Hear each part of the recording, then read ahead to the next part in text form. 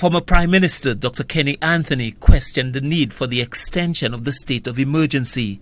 Dr. Anthony says the Constitution makes allowance for the government to deal with any adverse COVID-19 related situation. The reality is that there was no need to have a state of emergency to extend to October, because the Constitution does allow the government to recall Parliament during a state of emergency.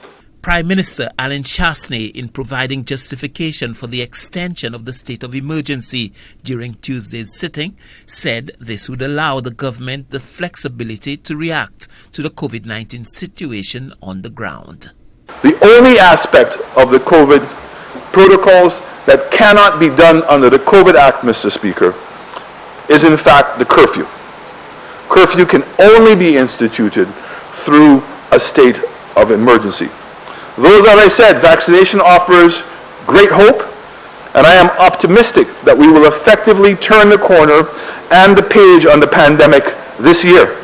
We cannot yet let our guard down, not until St. Lucia and indeed most other countries from which we receive tourists are much closer to achieving herd immunity.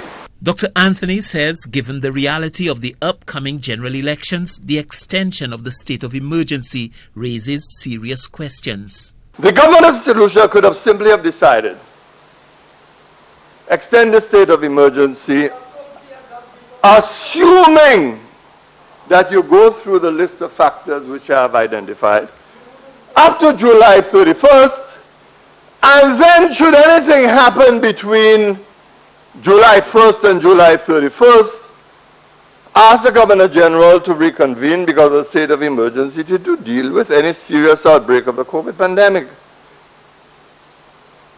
So, why are we doing this? What is this for? What is this for?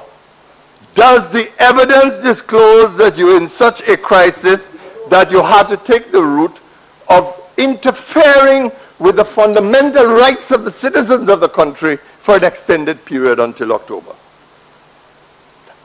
That is a question. At the heart of much of the debate on the extension of the state of emergency is the motive for the action by the government. The opposition parliamentarians argue that this is all part of an effort by the government to gain an unfair advantage under the guise of keeping COVID-19 under control, while the government parliamentarians say this is all in an effort to better respond to the COVID-19 situation in St. Lucia. Stanley Lucian for the HTS News Force.